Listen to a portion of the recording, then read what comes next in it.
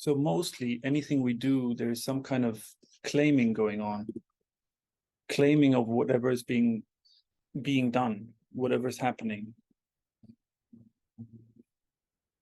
This is the kind of the doership of things.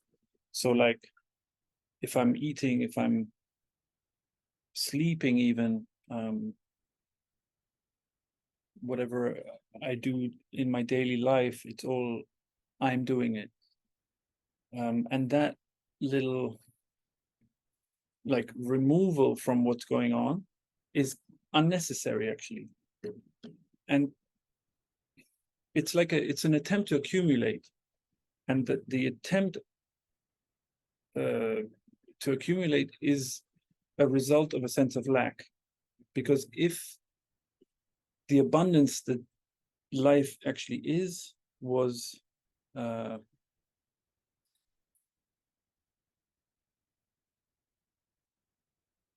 wasn't denied, then there would be no need to claim anything. That activity, that movement wouldn't arise. So the thing that's been laid over how things are is a sense of lack. It's an idea, it's a concept.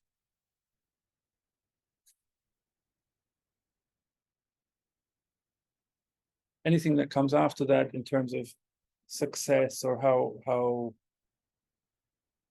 efficient I've been at accumulating, whether that's material things or knowledge or wisdom or clarity or freedom or self-realization, it's all the same. It's all in the same vein. There's always a trying to compensate for basically what's basically a lack of self-esteem, a feeling of lack. It's which is originally a concept, but then it elicits some emotions, which we then call we call them a lot of things. We call it stored up trauma, we call it my issues, we call it my problems, we call it I am like that. So it's really a fixing of something to be that way always. Good question. If everything that is happening is as it is, then I should accept everything that happens? Question mark. That's a very good point. No, of course not.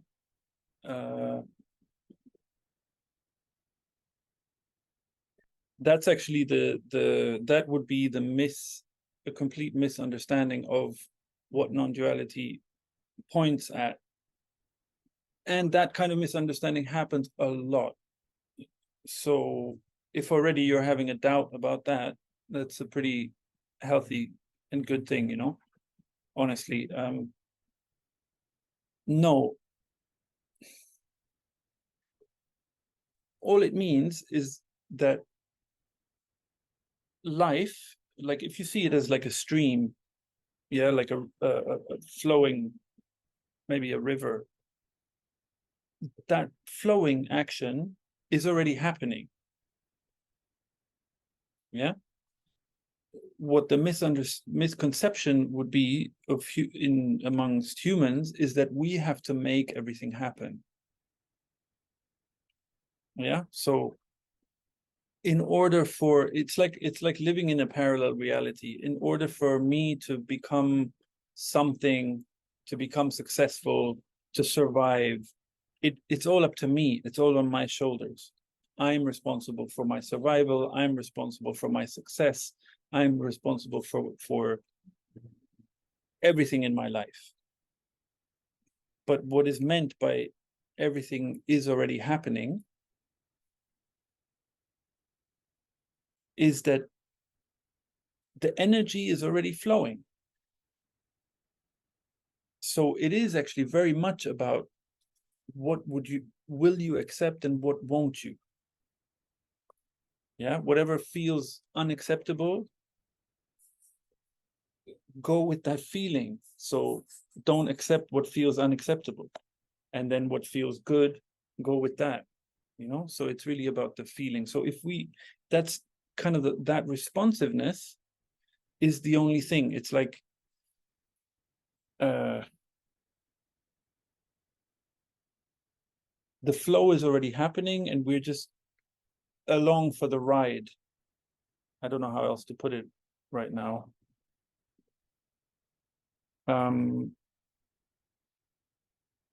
Because there has to be a difference made between nature and the kind of the parallel reality that's been established by human misunderstandings, yeah, by our taking over everything, yeah, by our thinking that we are the ones who make everything go, that we are in control of the whole world and all this, right? So whatever, by nature, whatever is happening is as it is, and there's nothing wrong there. It's in this parallel reality, it's the parallel reality itself that's responsible for the disharmony, let's say, for the mischief.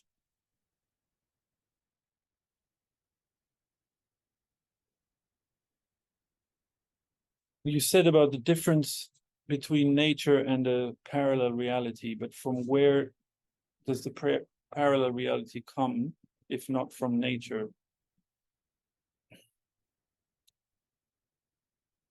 So, okay, the parallel reality, it doesn't really exist. It's a reality, let's say, of ideas. It's just based on ideas. Yeah. So if you're sitting somewhere and you think everybody is looking at you, yeah, you will feel a certain way, maybe. Yeah. Or just imagine someone sitting somewhere and they're worried that everyone is looking at them.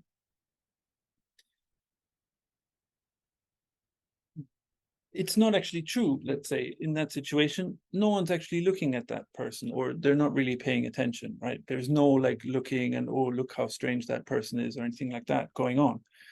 But that person is imagining that that is what's going on. So that whatever's going on in their head, that would be the parallel reality in that case. Okay, it's not actually happening, but still we can talk about it because it does feel like a storm in the head.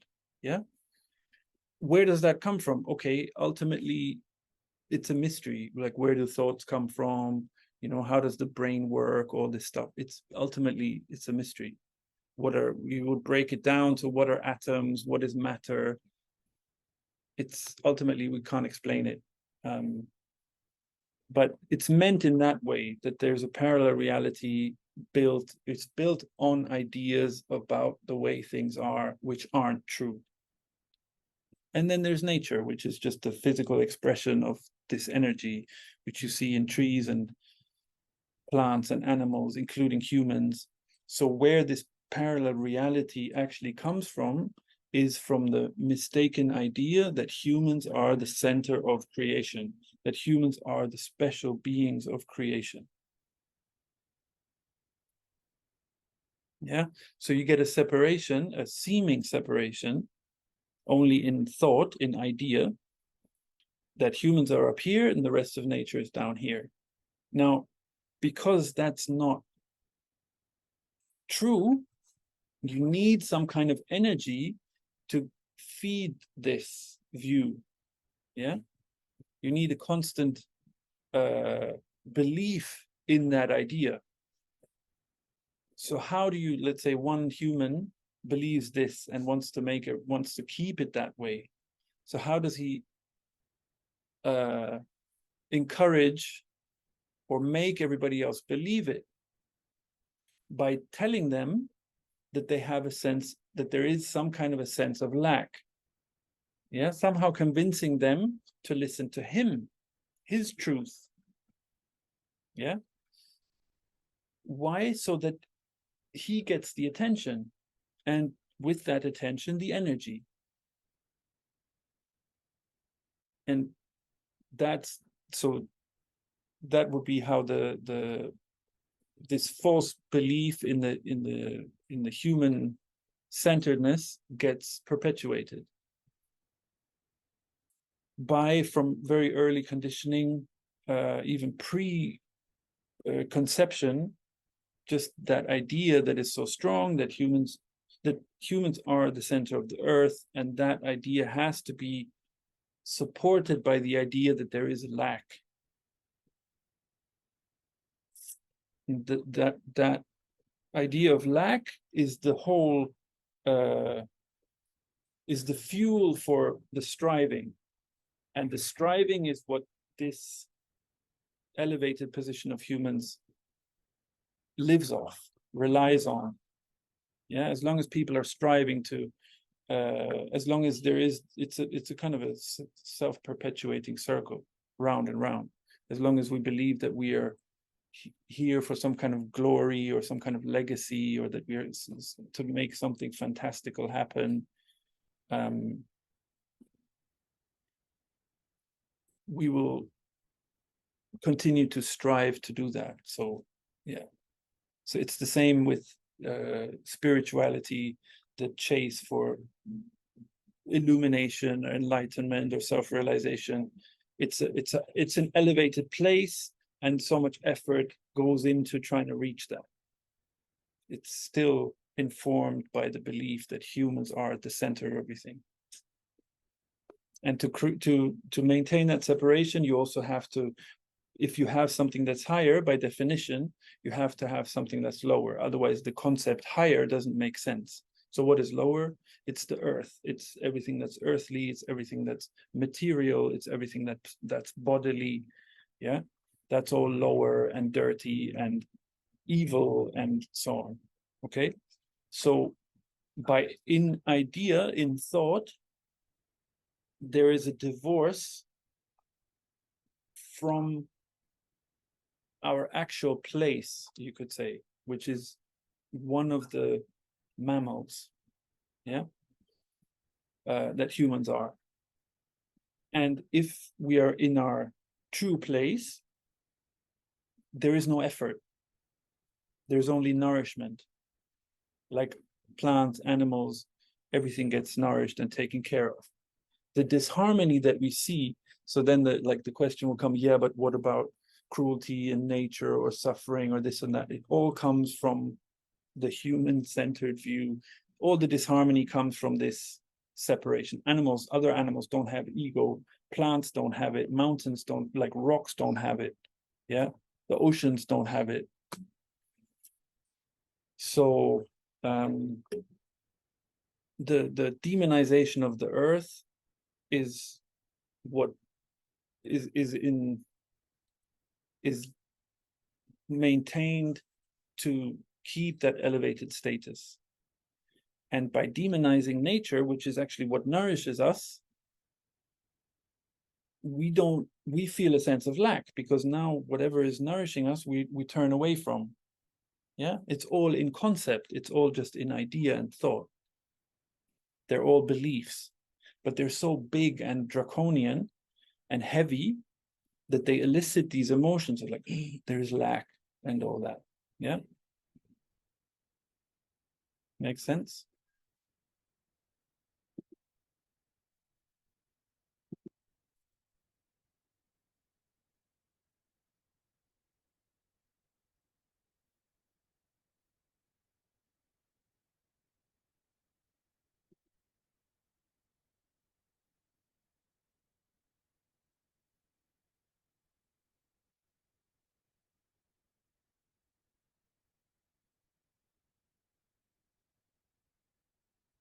Good.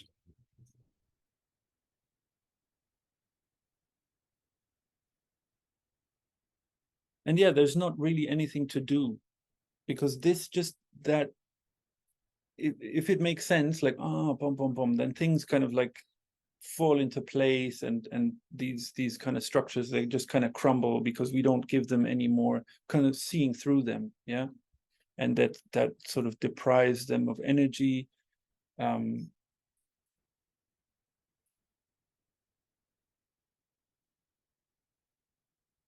And honestly, the more we kind of value what we have, the more it's a kind of, I guess, a basic respect for life.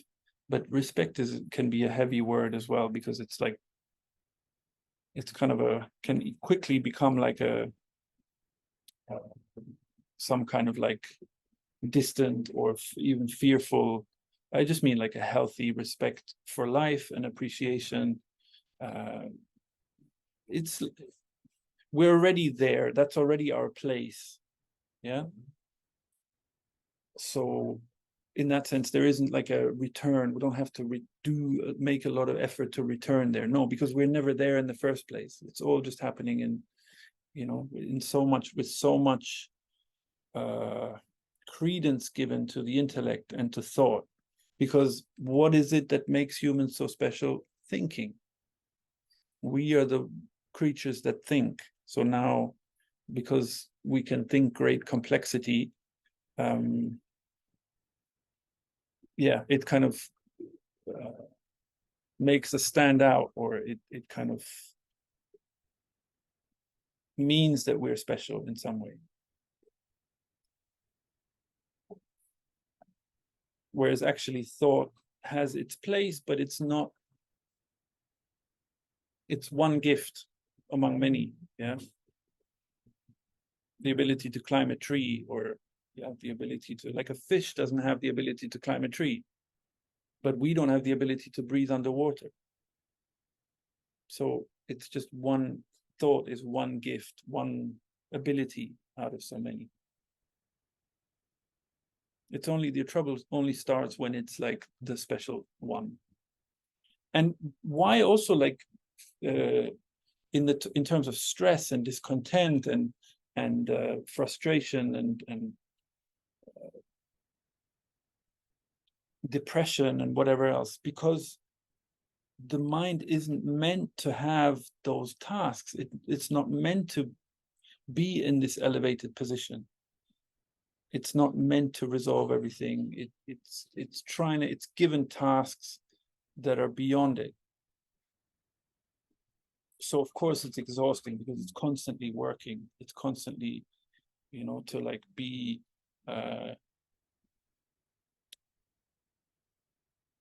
to strive to get higher, to get better, to succeed and all that.